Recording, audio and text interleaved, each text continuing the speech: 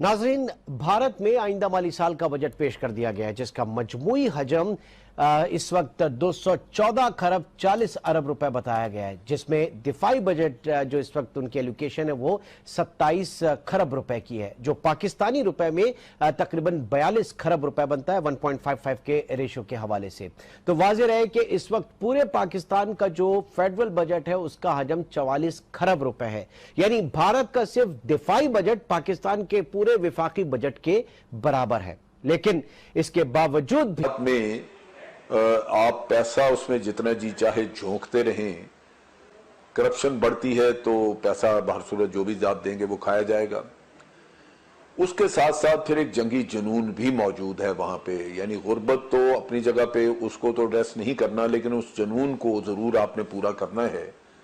और वो जंगी जुनून ये है कि भारत के सर पे एक चीज सवार है कि वो अपने आप को दुनिया की जो बड़ी ताकतें हैं, बड़ी कुव्वतें हैं, जो कि आपके 5 जो सिक्योरिटी काउंसिल के मेंबर्स हैं, जो परमानेंट मेंबर्स हैं, वो उनकी सफ़ों में अपने आप को देखता है और उधर लाके खड़ा करना चाहता है। नतीजतन वो इतना बड़ा बजट, इतना ज्यादा पैसा अपने दिफाई अमूर पे खर्च कर रहा है। और 480 टैंक तो अभी इन्होंने चंद दिन पहले रशिया से लिए हैं, और अब ये अपनी नेवी को बड़ा बढ़ाना चाहते हैं, वहां पे एयरक्राफ्ट कैरियर्स वगैरह के डिजाइन बना ले रहे हैं ताकि वो बनाए जा सकें। ये इतनी बड़ी एक्सपेंशन, ये दुनिया को तो कुछ और दिखाया जाता है कि हम चाइना के मुकाबले में तैयार कर रहे हैं, लेकिन इस खित्ते में सारा मसला पाकिस्तान के साथ है, झगड़े हमारे साथ हैं, जमीनी मसाइल हैं, कश्मीर का मसला है, ये चीजें हल नहीं होती और जंगी जुनून जो बढ़ रहा है वो खित्ते को डिस्टेबलाइज करता है। इन हालात में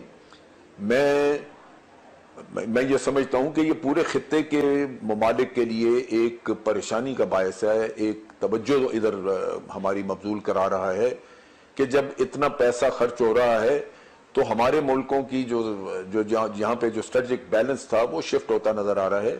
चुनाचे हमें अपनी सिक्योरिटी के लिए मजबूरन कुछ ना कुछ करना होगा, बजाय इसके कि ये पाकिस्तान और इंडिया और दीगर ममालिक जो हमारे खित्ते के हैं, साउथ एशिया के, ये मिलके अपने सफों से गुर्बत का खात्मा करते, अपने लोगों का मयार जिंदगी बढ़ाते।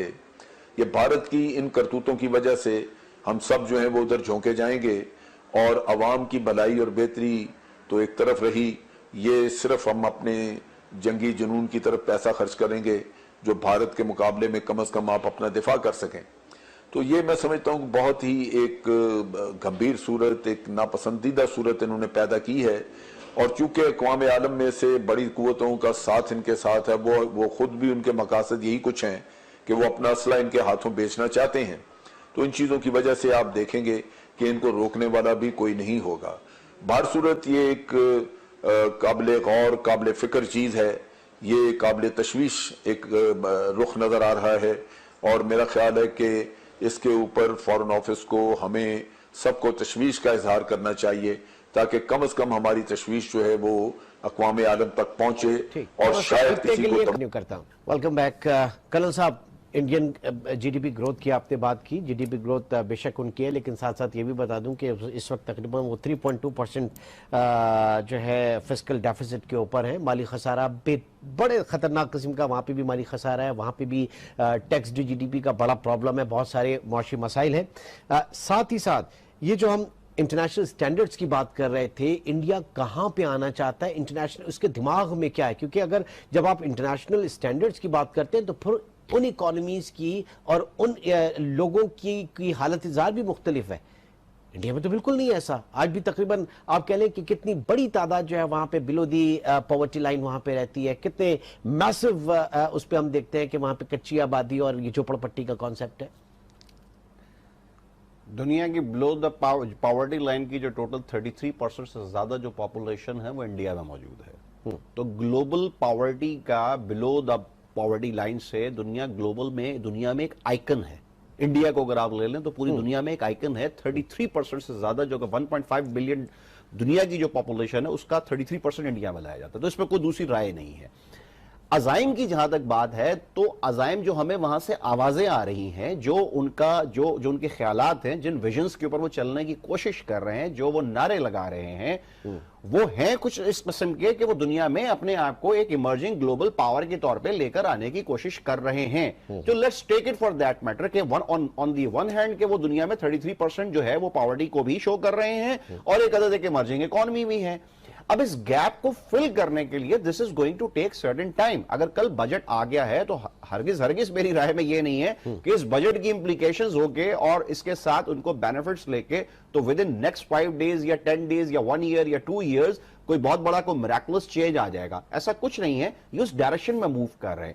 میں اس موقع پہ جو آپ نے بات کی ہے کہ انٹرنیشنل سٹینڈرڈز اور انٹرنیشنل اکانومی کے ساتھ وہ اپنے آپ کو کہاں دیکھنا چاہ رہے ہیں اور کیا صورتحال ہے اور بجٹ میں کیا اسپینڈ کر رہے ہیں, ڈیفنس کے بجٹ میں کیا لے کر آنا چاہ رہے ہیں, جو چھوٹی موٹی میں نے اس پر ریسرچ کی دیکھنے کی کوشش کی.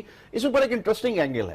انٹرسٹنگ اینگل یہ ہے کہ دیکھیں دنیا میں نا ملٹری انڈسٹریل کمپلیکس ایک صورتحال ہوتی ہے اور یہ بجٹ سے بھی پہلے 2015-2016 میں دس از مینیفیسٹڈ کہ انڈیا ورلڈ میں ملٹری انڈینٹر کے طور پہ ملٹری ہارڈ ویئر کا سب سے بڑا جو ہے وہ پرچیزر ہے.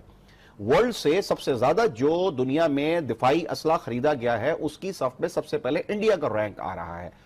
تو بات کرنے کی یہ ہے کہ یہ دنیا سے جب یہ بہت بڑا ملٹری انڈسٹریل کمپلیکس کا حصہ بن کے اور وہاں سے اپنی جو دفاعی جو صورتحال ہے اس کو اگر اس کی امپورٹس بڑھا رہا ہے, اس امپورٹس کو بڑھانے میں یہ ایک دوسرا اینگل بھی یہ ہوتا ہے کہ جن ملکوں سے یہ تجارت کر رہا ہے وہاں سے یہ کوئی اور بھی لیوریج گین کر رہا ہے اور جو اس کی اکنامک جو نارمل کنونشنل اکنامکس ہے, جو اس کی کنونشنل ایکسپورٹس ہے, یہ اس کو لیوریج کر رہا ہے اپنے لیے. ایک طریقے سے آپ سمجھ لیے کہ دنیا میں منڈیوں تک پہنچنے کے لیے, رسد حاصل کرنے کے لیے, اپنے مال کو کسی اور جگہ پہنچانے کے لیے, اس کی پلی بارگین کرنے کے لیے, یہ کوئی پروکیو کرنے کے لیے وہ وہاں سے ان کا اسلحہ جو ہے اس کو خرید رہا ہے اور اس کی انویسٹمنٹس پہ کر رہا ہے اور اس طریقے سے تجارت چل رہی ہے. تو on one hand their economy is growing, but on the other hand their defense کے